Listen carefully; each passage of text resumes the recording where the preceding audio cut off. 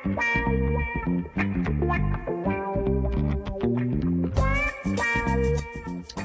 the Let's Talk Polyamory podcast, where we talk about all things consensual non-monogamy, polyamory, open relationships, swinging, and how you can have secure and sexy relationships, no matter how you do them. Now here's your hosts, Tara and Andre. Hello, everyone, and welcome to the Let's Talk Polyamory podcast with Tara and Andre. I am Tara. I am a relationship and awesomeness coach. And I am Andre. I am a sex-positive psychotherapist. Hello, everyone, and welcome back to another episode of our Alphabet Series, where we take a single letter and unpack some definitions relating to love, sex, and relationships. And of course, we insert our own personal experiences and have some fun and laughs along the way, and hopefully you'll have some as well. So this is an all-new episode on the letter R, and we're covering some really great terms. See what I did there? The first is relationships and relationship structures. The second thing is sexual and erotic terms. And finally, we're going to share some emotional and psychological terms. You're really going to revel in this jam-packed episode. Is that terrible? Revel. No, I love Revel.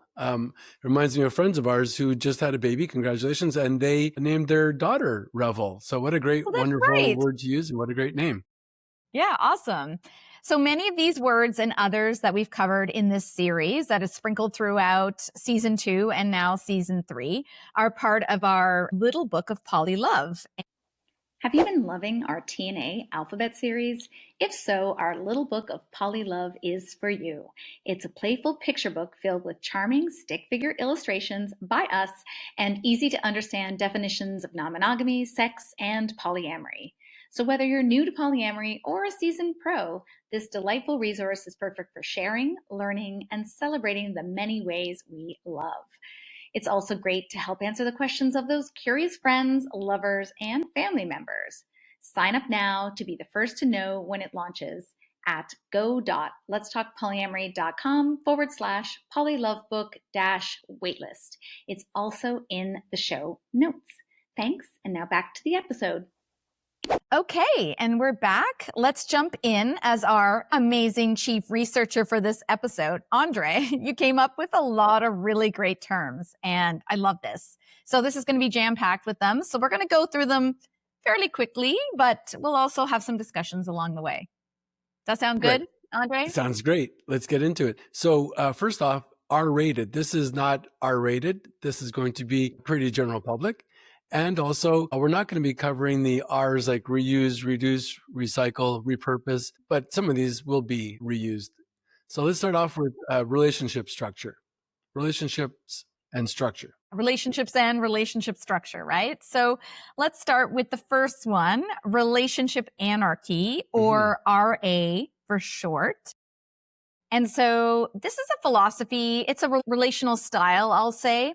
And people that identify as relationship anarchists, sort of the idea is that you're rejecting hierarchies in relationships and prioritizing autonomy. The other part of this that some people who are RAs say is unique to it is that you're co-creating relationships based on what you want sort of in and what you want sort of out. But I think that, I don't know about you, Andre, but I think we've talked about this before. I think that all relationships can and should be consented to in this way. And, you know, you're mutually deciding on, you know, what that relationship is. Yeah, I think that's a wonderful point, right?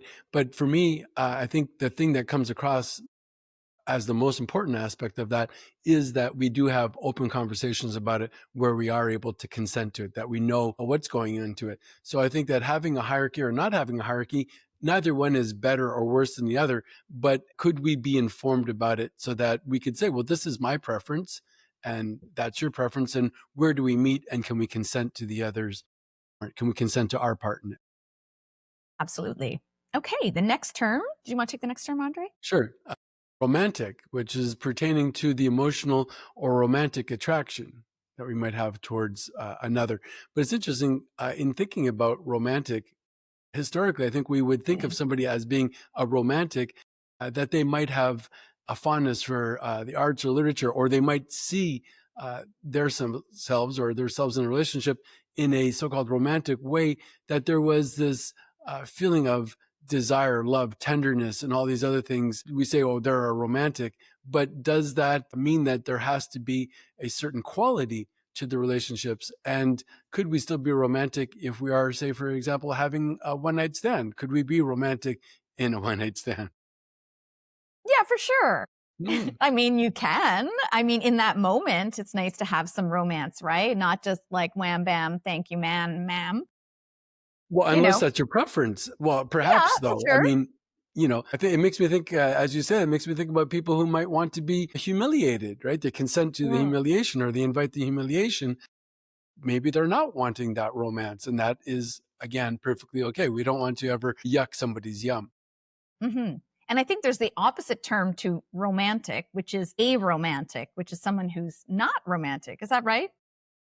Yeah, that sounds about right. I don't know. We're going to have to check that out. We're going to have to get back to our producers, our research department. We might need to edit that one.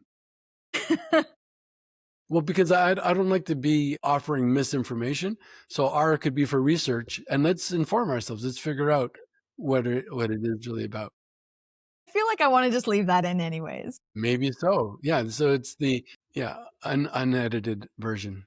Here we are. You are catching us in our very realness. It's funny because it's funny because somebody that I know wants to speak to me about polyamory. Mm-hmm. They kind of made this assessment that we would be the sexperts in this. But even as the so-called sexperts, there's nothing to say that we're not also on a learning curve, or that we might at times make some errors, or that we wouldn't be well served by doing further research. So I think that's perfectly okay to be human in that way. It is realistic. Another R word. And I also Another one. think for some of these things, people have their own definitions of it, right? So that's why we always say, make sure when you talk to someone about something or like the way they identify or whatever, you really find out what that means. Like people have a lot of different definitions of what it means to be polyamorous, what it means to be lifestyle, et cetera, et cetera. So, and relationship. I think that's a great point, but I think that is true of words in general, right? How do Yeah. I know that what you're saying is matching my understanding of it? And a very good way of doing that is kind of like what we talk about when we talk about the communication attunement, that we might say something to somebody and then the listener would reiterate that and say, well, if I understood you correctly, or if this is what I heard, and does that match what you are saying? And the person says, well, yeah, that's pretty much it, but that's not quite this is actually what it is. So in doing so, we are informing each other and we are trying to minimize the possibility of miscommunications, of misunderstanding, being able to do that. But that being said, sometimes, as we've noted in the past, some people actually have a don't tell, don't ask policy, right? So they are actually wanting to avoid any kind of communication like that. And perhaps that does serve them in some ways, but at the same time, does it then open ourselves up to some kind of misgivings in that? Will there be any fallout from not being able to talk about it? I'm of the mindset that we should talk about everything. What's the worst thing that could happen if we talk about it?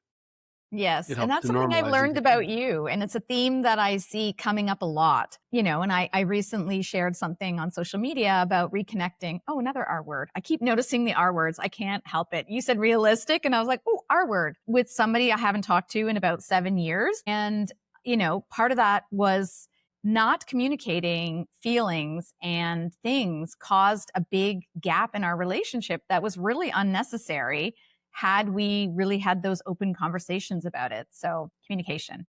Bully for you for revisiting the relationship and the issue. Revisiting. Yeah. Well, I was a different person then, as were they. And I credit this to all the work we've done together, but also all the learning I've done and training on communication and understanding self. And, I wasn't so self-aware then and, allowed that to happen. So anyways. And the next one on our list is reciprocity. So that is the mutual exchange of care, effort, or affection. So it's interesting. We might idealize it. We might hope for it. We might have that preference, but maybe there are relationships where it's not going to be that way. And are we, again, going to consent to that? Is it okay with us? Maybe we only want to be the slave, the server, the whatever it might be, and we're okay, but we are consenting to that. But when it's not that way, how are we going to announce our preference? So are we getting the things we're wanting? And if not, how are we able to announce that? How can we articulate our needs and then find out what would be a better balance for us? It's an interesting term because then do we have an expectation that there's always going to be equal reciprocity? And maybe that's not the case, but cannot feel like it's a one-sided relationship where one person feels like they're always giving and the other person is always receiving. That reminds me very much of the cops and robbers rule, right? The 60-40 split, that when we go beyond the 40%, when we're not winning enough, we tend to lose interest in it, right? So we should have that balance. We can't always be the winner. We can't always be the loser. We should feel as though there is some level of reciprocity, unless we're hunting for something differently. Yeah. The next one on our list. I just want to add something in. It's also an R word, coincidental. And one of the things I just read in it is about this idea of reciprocity in relationships. It's called Rich Relationships by Selena Sue. It's a really great book about creating relationships and nurturing those relationships with people in terms of business and that sort of thing. But I think it applies beyond that as well. And she talks about this concept around expectations, reciprocity, and all that stuff. I will link that in the comments because it's a really great book. I'm really enjoying it. That's interesting to think about the relationships in business and how there is in some ways a business in love, that there is an exchange. Quite literally, some relationships do have a monetary exchange, but others do have a kind of offering and receiving of different services, emotional or sexual or whatever it might be. If we do look at it in a business aspect in a way, does it inform us of how it should be in any ways a fair deal? Should there be a consideration for the other? Are they getting a good deal? Am I getting a good deal in this relationship? Not that it necessarily has to be transactional or it always has to be 50-50, but it's interesting to see if it wouldn't fly in business, how do we imagine it would fly in our romantic relationship? Yeah. And one of the things she actually talks about is not having that expectation of equality. If you're always measuring how much one person's giving and one person isn't, then it's not a rich relationship. It's hard to explain, but I think it applies as well. It's like we don't want to set ourselves up for disappointment, but we also don't in a relationship, if we're feeling like we're giving too much, then, that might not feel good. Awesome. So the next one is the relationship escalator and the rejecting of the relationship escalator. But first, let's talk about what the relationship escalator is. Sure. So historically, it's said to be this kind of predetermined path, this automatic thing, kind of like the way an escalator has a destination that's already predetermined. And it starts off, you go on a couple of dates with somebody, and then naturally you become boyfriend, girlfriend, or girlfriend, boyfriend, whatever the case may be. And then you go to the next level that you are going to move in and then perhaps get engaged, get married, have kids, and die. And it is already set in that way. But what's interesting is how it is so much the norm to the point where if we don't get on that, it feels somehow perverse in some ways, right? That we are automatically having to move towards that. And even if we do have these announcements, these agreements that it's not for us, we're not wanting that, or we're not looking for that, is there still a part of our psyche that is so impressed by it, so informed that we feel as though, well, shouldn't I be that way? Or it's kind of hard to resist that temptation. Yeah, exactly. So some people don't want to be on the relationship escalator. I would say that we're not wanting to be on it, although our relationship has progressed over time. We have been together at the time of this recording over 8 years. So there's a connection there, but we don't cohabitate. We don't have kids. We're not married. We have other relationships. We're not exclusive, so that's definitely stepping off the relationship escalator. I think at one point we called it the relationship elevator. So you can choose what floors you get off and on at. Yeah, that's or so if you interesting. stop at all on those floors. Yeah. Or you can go up and down or whatever might be to your pleasure. Sideways. But it's interesting too, how imprinted it is in our society, right? Because if you are dating somebody and perhaps you do cohabitate, you do live together, do you hear from your mom, well, when are you guys getting married? There's this automatic expectation that you will follow that because that is what was known to them.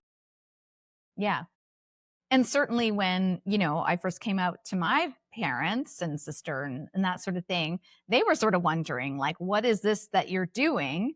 It was so foreign to them. And, it's been a whole thing.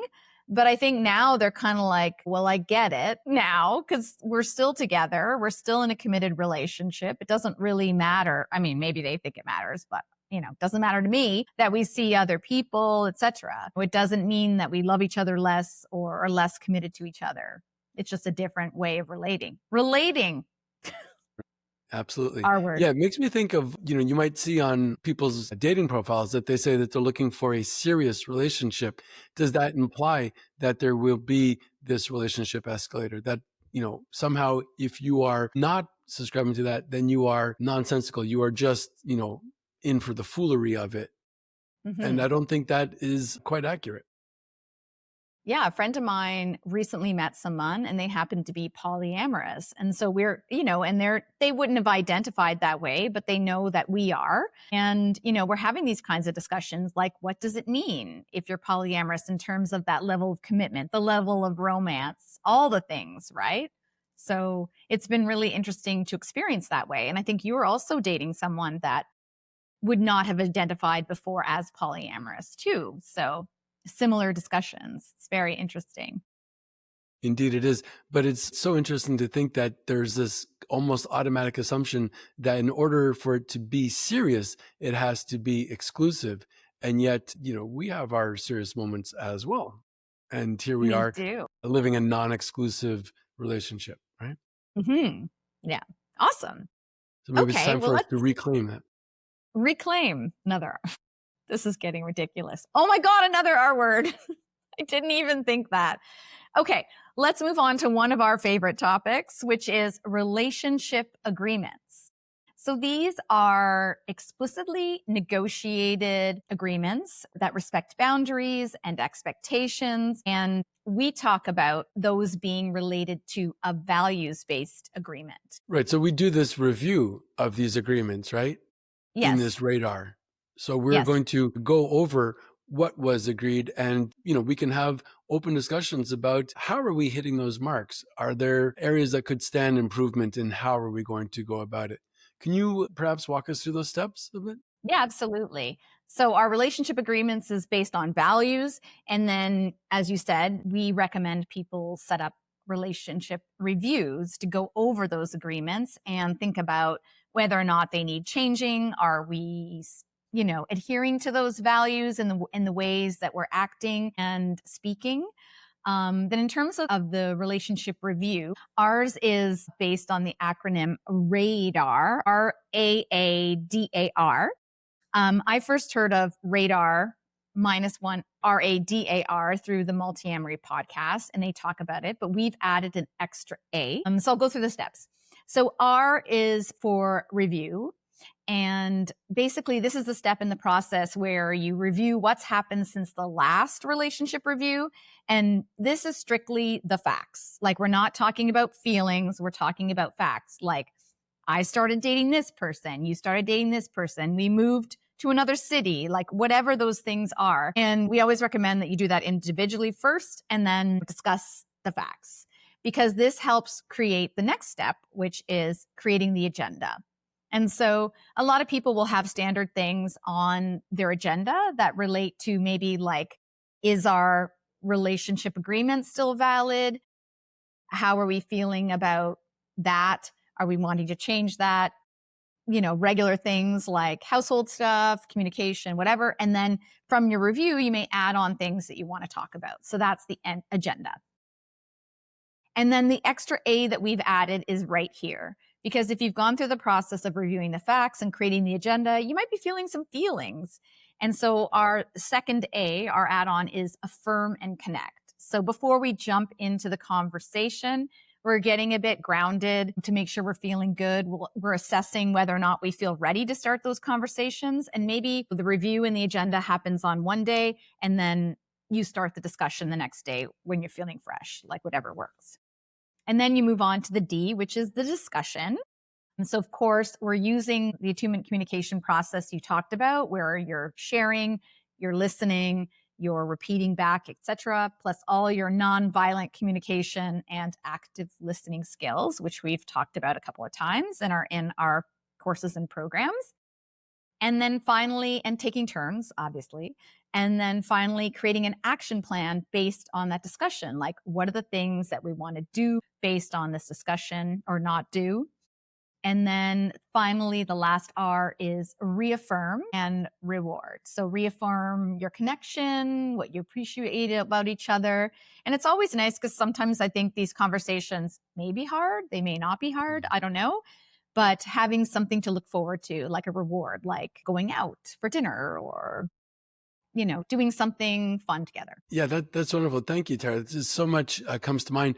I love that we do ask people to reaffirm and reward with each other. And it might be as immediate and as simple as simply thanking the person for their willingness to show up with an open mind, open heart, and have these conversations.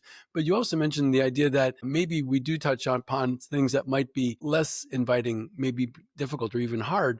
And that's why in the agenda, I often suggest to people that they do have a list of preset topics, things that we might otherwise avoid, like money, like sex, like in-laws, like death, like whatever it might be. And they are already going to be tabled for us. So we have to talk about them. We are going to be able to go to those areas that may need some attention, but we might otherwise be reluctant to do so.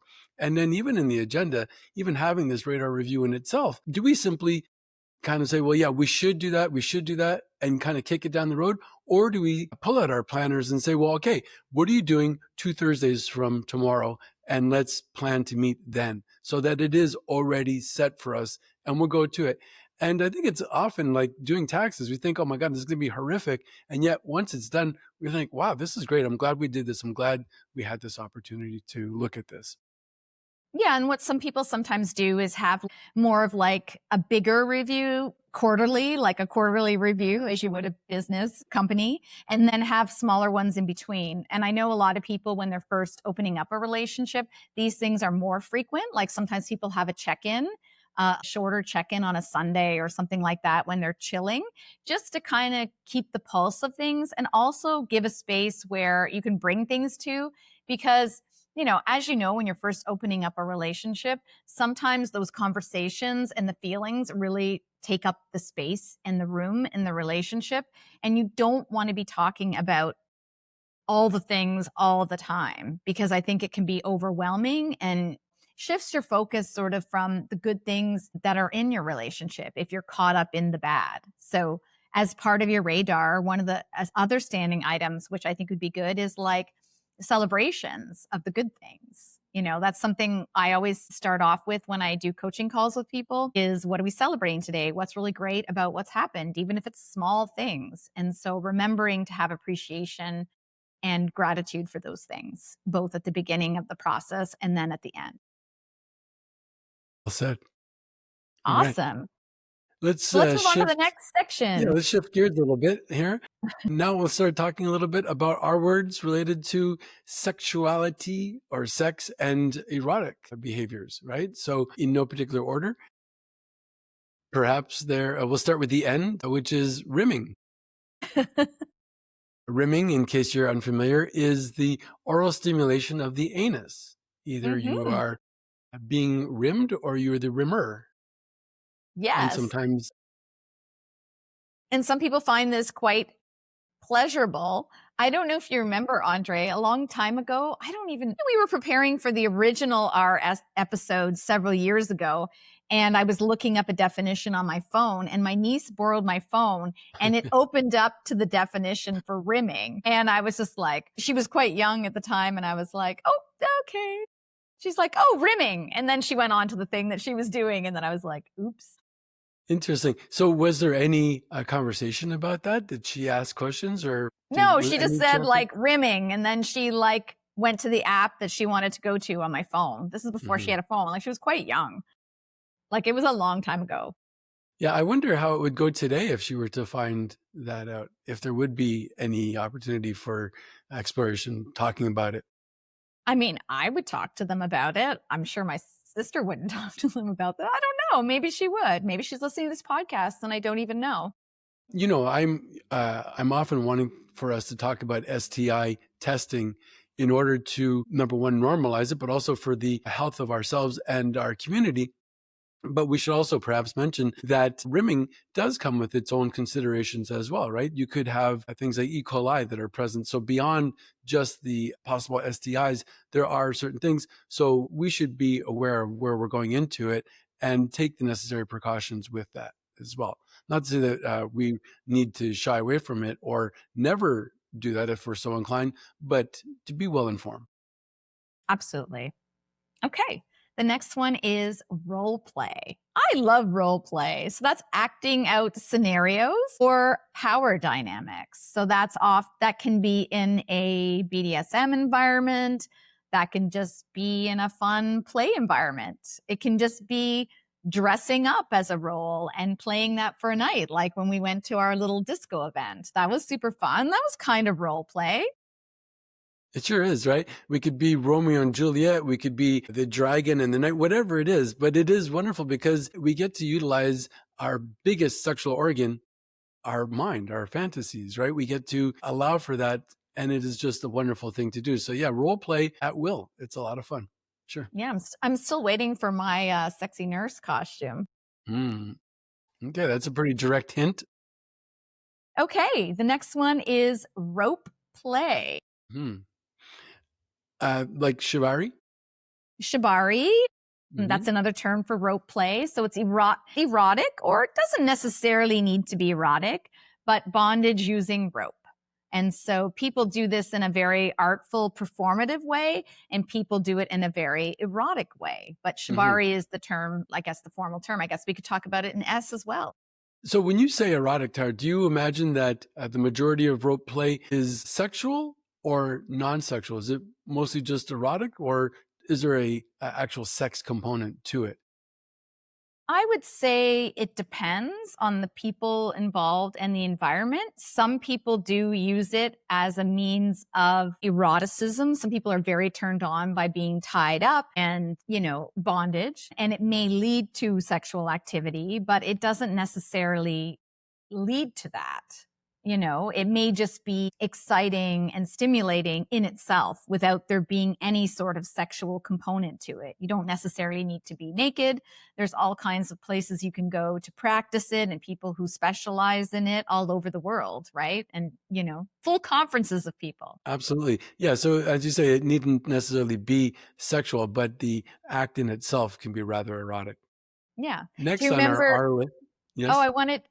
Do you remember when during the pandemic, we bought some rope and we started watching YouTube videos? And I remember we brought rope to the beach once, to the nude beach, and did some like fun ties there too. And there was a line of people that were wanting you to tie them up. I remember that. I know.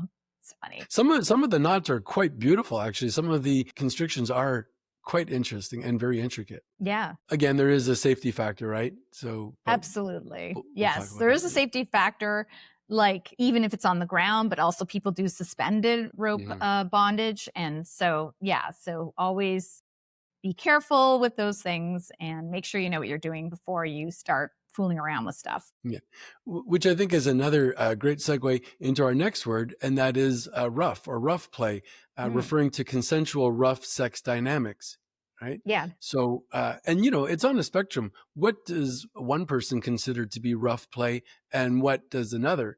And again, I think that it is so important that we do have good, understandable communications about this before we get into it, right? So what are the parameters? What is acceptable? What is unacceptable? And while we're in that, how are we going to communicate our level of comfort in that?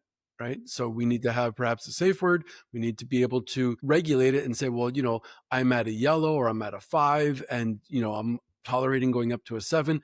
And also another R word is the respect, knowing that we will be respected in that and we will respect the person, that they have a sense of security.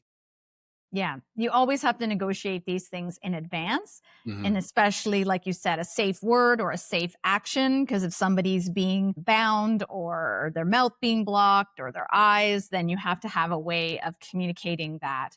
And so that's really, really important. Yeah, well said. Yeah. All right. So the next word is receptive.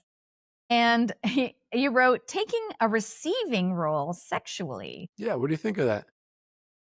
I know the word receptive, like I'm receptive or open to something, but I've never actually heard of it as a sexualized term. But that's interesting, taking a receiving role. So you're the receptive one. That's interesting. I didn't know that. Did you? Had you heard that one before? I had, but I think the reason why I was wanting to include this was because it does relate in many ways to being able to consent to it. You are letting the other person know that you are receptive to those ideas. Okay, cool. Thanks for including it. And the next one is responsive desire. Yes, responsive desire as opposed to spontaneous desire.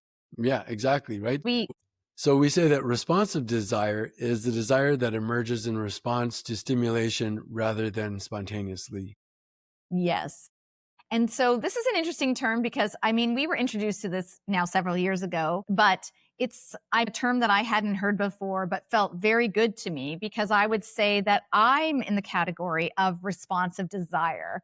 So, you know, people will say, oh, I feel horny. And I don't think probably in the last at least 10 years, maybe longer since I began menopause, I did not have that horny feeling. Like once in a while, I'm like, but mostly I can be responsive to touch, actions, dancing around nude, certain outfits, etc. But what that means for people when that's the circumstance is sometimes it's hard when you have responsive desire, it's actually hard to get started. Like you may not feel the inspiration. So that's when communication with a partner is important. If they know that about you, then you have other ways of initiating and then just seeing how it goes. And I think we've evolved to that. And I think it's worked quite well. You're smiling. I'm smiling because I'm caught up on the idea that you would suggest that you in a way, you haven't been horny for the last 10 years. I cannot imagine what you would have been like prior to that. Thank God I only met you after that because I'm not sure I would have been able to keep up. Wow. Okay. No, but Always been like that. It's just declined to more of a noticeable range. But I say that, but then there's moments where I'm like, oh, yeah, you know, like, I mean, I have to say your disco outfit from the party really did something to me. As you know, we got home and I was like, let's do it, man. Like, yeah, well, even on the dance floor, you almost like threw me down right there. It was, it was pretty something. you looked so good in those pants. I feel like I should put a picture somewhere of that. No, But I don't think so. I think on my Facebook. So people look at my Facebook, maybe Instagram. No, I don't think so. You looked great in that outfit. I mean, a lot of people stopped you in that outfit. Anyways, yes. So responsive desire. Going back to responsive desire for a moment. So you mentioned that, you know, we announced that and we inform each other of that because, as you say, maybe in the past, historically, you might have been feeling it more. You might have even demonstrated or taken the initiative. You've been perhaps more spontaneous. So when there was this shift, I think I was perhaps before we talked about it, I was wondering if you were perhaps just a little bit bored or no longer as interested in it. And your conversation, you're informing me about this was excellent because then it showed me, well, maybe you're not going to initiate it, but if I were to make the offering, if I were to make the gesture with no pressure, no expectations, but if I were to make that gesture, perhaps then you might rally. If you were to be invited to it, maybe then those feelings might be activated. They might be of interest to you. So it kind of helped to inform me and to depersonalize your position in that. So it's wonderful. Again, it comes down to that communication.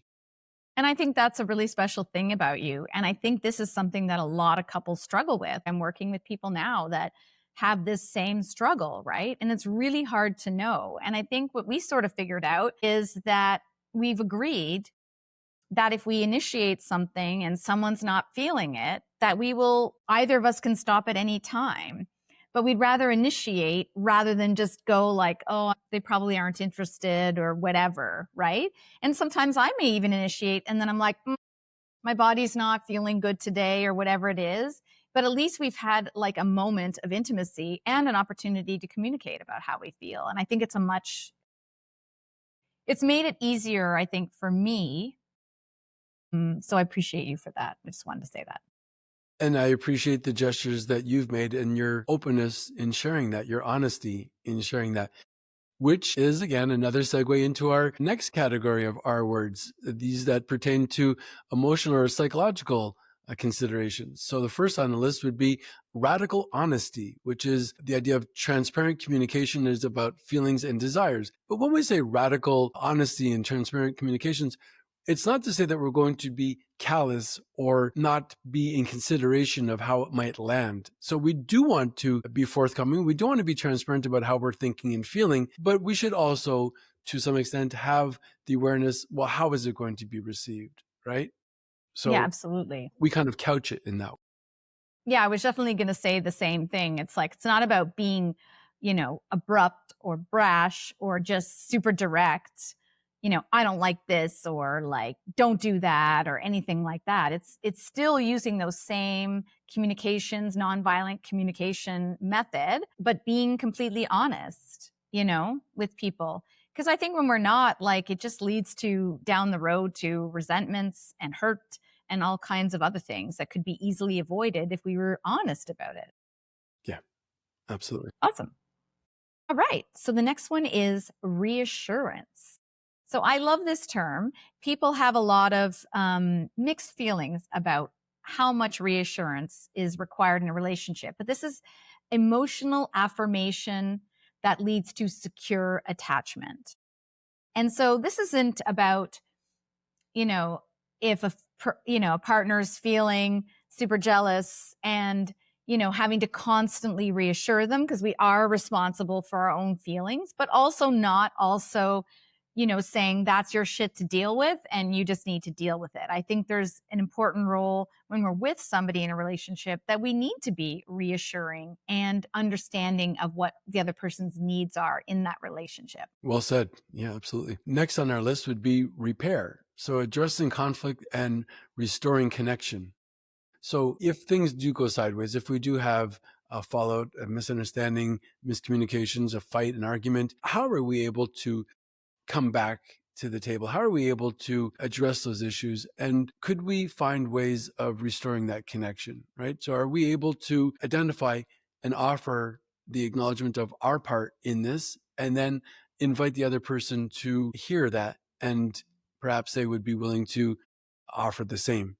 So how are we able to make these repairs? And I think also on that note, it's one thing to say, I'm sorry, and to feel it, but do we offer that apology because it makes us feel better, or because we really want the other person to be able to feel a different way? And one of the best apologies we ever can make is by demonstrating a new way of being, right? So we recognize what our part was, and we make an amends. We make a living amends by recognizing the error and then trying to course correct going forward. Yeah, absolutely. I was just going to say that too. It's really about being open to the repair, being able to accept, like you said, your part in it.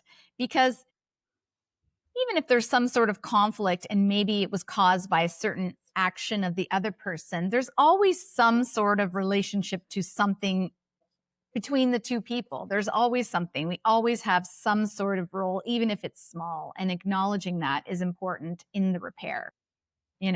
Not just saying I'm sorry, but acknowledging what we did, what we understand our part to be, and then really affirming that we want the repair, and then, demonstrating that through actions. Yeah. It makes me think of how we might often say, well, I didn't mean to hurt you. I didn't mean to do this. But it's not always just our intent. It's also the impact upon others that we have to be able to recognize and see, right? And, when we do come to have these conversations, when we do reflect upon this, it might inform us how we are and how we might be in the future. And then we can avoid these kind of hurt feelings as well. Yeah, absolutely. Mm-hmm. Okay, awesome. So the next one is rejection sensitivity. So this is heightened emotional response to perceived rejection. And I think that's the important part of it, is perceived. So that's the sensitivity part. So you may be sensitive to being rejected, and that may cause you to feel heightened feelings because of it. Yeah, absolutely. So if historically we felt as though we were rejected or we were rejected, and now there's another situation that happens, are we transferring these past experiences onto this other situation, this other person? And does it warrant that level of feeling? So we become aware of that transference. We become aware that perhaps it's not quite accurate, right? So we hopefully are able to make that assessment and say, well, perhaps it's being overestimated. Perhaps there is this heightened emotional response to this perceived rejection. Yeah. And I'll just give a personal example, maybe not a rejection sensitivity, but you brought to my attention because it did cause a few heated discussions about me being sensitive to what I perceive as criticism, right? And that comes from a whole childhood thing, of feeling like I had to constantly prove myself. And so when I feel like somebody is criticizing me, I can be, I'm aware of it now. So I think I'm better at it, but I've heightened sensitivity to feeling like I'm being criticized. Well said. And thank you again for that offering. Next on our list of R words in regard of emotional and psychological considerations is regulation. And we talk about emotional regulation, right? So managing strong feelings like jealousy, like anger, all these things, it makes me think immediately of our window of tolerance, right? So am I able to self-regulate my feelings? Absolutely, right? How am I going to absorb, how affected or unaffected will I be by these feelings? And we want to increase that. So we're not saying that we are going to become tolerant of people standing on our feet, but we are able to recognize how much we're going to be affected by it. And then what action could we take? Well, we can ask the person to refrain from stepping on our feet. We can ask them to do this or that. We can move aside from it, right? But really, it is the idea that we are self-regulating. And that idea leads to our feeling very empowered. I have mastery over how I'm going to feel, how affected or unaffected I'm going to be. And the more we practice this, the more we become comfortable with the idea that we are able to increase this window of tolerance. Absolutely. And I think I would add to that is the idea around emotional regulation is not pushing down those feelings and avoiding them. It's being aware of them and regulating them. But if we do push them down, that could lead to our last R word, which is resentment, which is a common emotional pitfall in poorly managed non-monogamous relationships.